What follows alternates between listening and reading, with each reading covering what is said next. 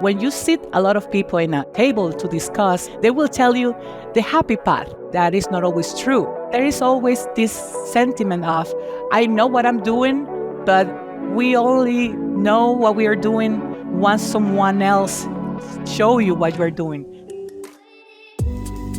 That's the voice of Julissa Mateo Abad.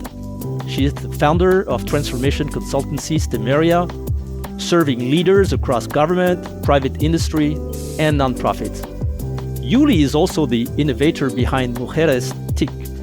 It's a community of women in tech with over 2,000 active members across Latin America, including the Dominican Republic, Guatemala, and Bolivia. I'm Pierre, CEO of the Project Management Institute, PMI. Welcome to The Shift Code, a podcast dedicated to the intersection of leadership, change management, and real-world impact. I wanted to talk with Yuli because she is in the trenches with organizational leaders, and she's also making change at the grassroots level. She talks about going undercover at companies to find out what's really required for successful transformation. And she also shares her personal journey to help women and girls across Latin America break into tech, opening up opportunities from Amazon, Google, Microsoft, and more. So let's get to it. This is The Shift Code. I am Pierre, CEO of PMI, and today we're diving into real and impactful transformation. My guest today is Julissa Mateo Abad. So Yuli is an amazing leader. She's really reshaping how we think about change in organizations, but also in communities. She's the founder of a company called Stemeria. It's a consultancy that digs deep into how businesses operate, and also the founder of an organization called Mujeres TIC. It's a women in tech movement that's creating opportunities for women in tech across Latin America. Yuli, thanks for being here. Thank you for having me. I'm so happy to be here. So Yuli, you've worked with governments, with startups, with multinationals. You've seen transformation from every possible angle. So when you look at an organization, how do you figure out what actually needs to change? And maybe also, as importantly, what doesn't need to change? I don't go there and try to solve everything at once. The culture of the company matters a lot before moving forward to any transformation. I try to look their processes. I try to understand what kind of technology they already have. And instead of trying to bring new things, I try to transform the people. It's not a transformation just for the owner, but it's for everyone. We understand where they are, where they're going, and how we are going to be delivering the result at the end. Yeah, because in the end, transformation is always great in theory, but what the real test is execution, right? A lot of Exactly. Organizations struggle to move from plans or ideas to actual results. So what do you see as being the biggest obstacle to action? Normally, the challenge is working with top managers like C-levels. So they have this idea, we want to implement this software. And when we try to present the plan, they say, no, I don't think they will work in this organization, in this company. And they tend to be the blockers for the transformation. They want to change, but they don't want to change. It's like going to the gym. You want to build up, but you don't want to feel the pain of building your muscles, right? Something that I found interesting, that you don't just analyze from the outside, but you go in and you embed yourself, almost like in this show, Undercover Boss. Yes, that's exactly what I do. Yeah, so when you take this approach, what are you actually trying to accomplish here? When you sit a lot of people in a table to discuss the processes, they will tell you how they imagine the processes inside the organization is working. They will tell you the happy path. That is not always true. Observing is better if they are working in the software that we implemented, or maybe they are taking note manually, or maybe they are just, moving with the files personally to one person to another. There is always this sentiment of, I know what I'm doing, but we only know what we are doing once someone else show you what you are doing. I do the undercover boss because that's the only way I can really see for myself what they do every day. You mentioned before that companies often operate as an archipelago, right? So with many multiple islands and teams holding onto tools and resources that others could benefit from, but they don't want to share. Yes. So why do you think silos are so hard to break? I will tell you something that I noticed. The managers can congratulate every team based on their results, right? So this is why people is working just for their own department, because the only way I'm having my bonus at the end of the year, having more money in my pocket, is because the results of my own department and my people, right?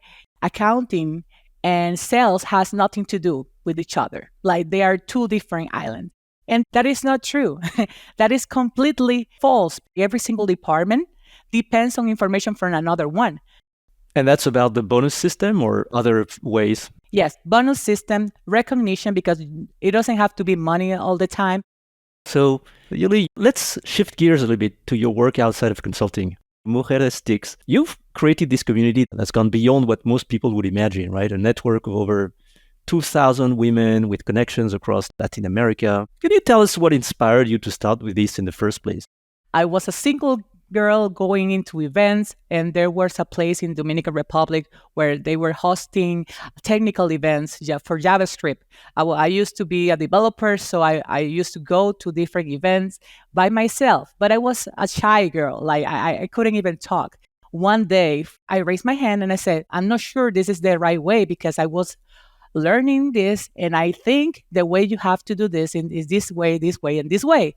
Everyone in the room was looking at me like they thought I was the girlfriend of one of the guys there. And I was going there to that event just because I was a companion of someone else. And at the end of that specific meeting, one of the leaders said, hey, why don't you go and do a talk for the girls so they understand how you love this field? If you love it, maybe they will love it because they will see you as a role model.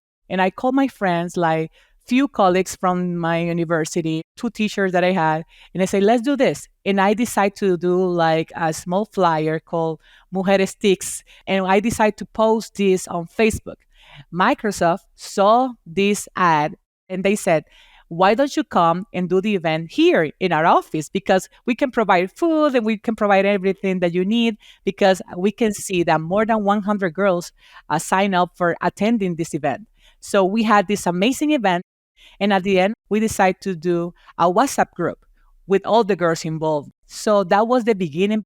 And from that specific moment, we've been working, teaching, mentoring, helping girls to get into technology. Now we have Mersticks, Dominican Republic, Guatemala, and also Bolivia. And we are now trying to get into other countries, but we have connection all over Latin America, talking about security, artificial intelligence, project management. Since that moment, we've been helping girls to get into tech. This is something that I do for fun because I was the only girl in one room, at least in my country. Everything has changed. We can see more girls into technical field. We can see them programming. This is one of my biggest achievements in life. Yeah, it's clear that you've had a lot of impact on these women. Some of them work for companies like Google and Amazon now. Yes. From the standpoint of these companies, what do you think is the long-term significance of building your community? What is the impact it has for these companies? For a company like Google, Amazon in my country that now has a girl working with them, can see things from a different perspective. We need to be able to see different customer, because if I don't take into consideration how every single part of the society will take this software, that will be biased. For example, when Apple was building their health app, right? They never took into account the period space for health. If we are building any kind of application, we need to be able to understand, okay, maybe this will be for a mom with their kid in their arm with just one hand. So we have to add accessibility to this application too. It's not that men cannot understand how we think, it's that having different conversation can portray everything that society is in one place. Do you think that it's even harder to accomplish something like this in a country like Dominican Republic? It's definitely a challenge in my country. The society can be your worst enemy. One of the major enemies for a girl in tech is that you upload your resume, and if the person that is reviewing all these resumes say, I don't see girls in the technical department, so I will eliminate one by one all their resumes from girls because I don't think they would like working with guys all the time. How do you change that perception? Visibility. I've been working with the government for around 6 years now, making sure every single event they have around technology, we are involved. I also work with companies, helping them to increase diversity in their teams and helping them to welcome girls to their team and how to manage this. We are helping other girls and guys to understand that it's normal to have girls inside a technical field. When you're thinking about a flight attendant, you always think this is just the girls. And when you are speaking about pilots, in your brains, it works like it's just men. Now with this shift, like helping the girls, if you say programmer in the art, that can mean a girl or a boy. Yuli's work to open up tech opportunities for women and girls is so inspiring. It is transformation on a societal level. So how does she measure her success? What metrics does she follow to gauge impact? We'll talk about that after the break. Stay with us. I am Pierre, and this is The Shift Code. Before the break, we heard consultant Julissa Mateo talk about her undercover efforts to help organizations transform and how she built a major network of women in tech in Latin America. Now, she outlines the metrics she uses to gauge success, and we talk about the central hot button technology of the moment, AI. Let's get back to it. So measuring your impact is always difficult when you're in the world of nonprofit in particular. Are there any ways for you to quantify the impact you're having on society? Measuring based on the number of girls selecting technology as a career. Like we have our base, like we have just 1 out of 10 is a girl. Now we can say we have 3 out of 10, 4 out of 10. We also measure how many girls are being trained and how many girls are now inside every single organization. We know we have HR reaching to us. We have managers reaching to us, and we are taking into account how many girls we have right now in the working space. So those are the measurements that we use to understand that we are moving forward with our cause that is helping more girls to get into tech. Everybody's talking about when it comes to transformation these days, AI. You've already worked, of course, on integration of AI into transformation projects. Yes. There's a lot of fear, a lot of hype. Tell me, what is your experience right now? At the beginning, when the calculator was invented, any mathematician will say, this is the end of people thinking, right? Because now that people use their fingers and put 2 plus 2 into the calculator, no one will be thinking anymore in this company. And at the end of the day, having the calculator led us to having computers and having all this technology, and it's just allowing us to have more time. The things that used to take, 8 hours to be completed, now we can do it in 1 hour. So it's just a tool that will allow us to really move faster. What people don't understand is if I'm looking what is coming, like AI or any other technology, I need to transform myself. It's not like it used to be. Like, I'm a doctor, I learned once, and now I will be a doctor forever. No, I need to continuously see what is coming next and start learning new things and upgrading my skills so I can be up to what is coming next. And what do you think is going to be distinctively human? I think human is the creativity, right? We have so many things that is distracting us. Now that we have these tools, we can put our brains into developing new things. This is what we are doing the best as humans. We are capable of inventing and renovating and creating new things. But when we are just using the technology, not creating what's coming next, we become replaceable.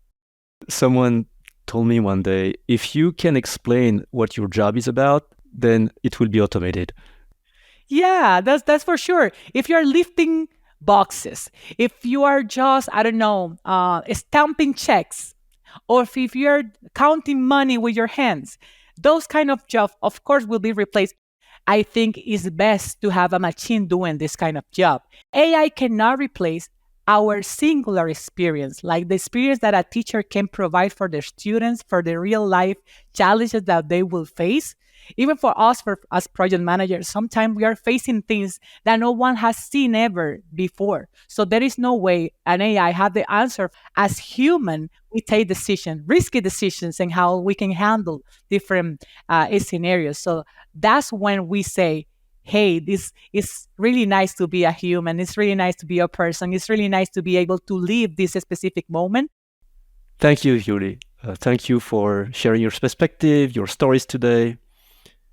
It is very clear that transformation is way more than systems and tools. It's about people as well, and empowering people at every level. So thank you for what you're doing, and thanks for joining us on this podcast. Thank you so much for having me. Listening to Yuli, she is as pragmatic about AI as she is about supporting women in tech. What strikes me most is her emphasis on the human factor, the people. Even though she is steeped in implementing digitization, she focuses on emotional motivations. Even though the context of her community building is around tech skills, she knows that cultural impulses are her biggest challenges. Whether a transformation is organizational or societal, it is essential to build our action plans around motivating stakeholders. That's how we turn ideas into action. I'm Pierre. Thanks for listening.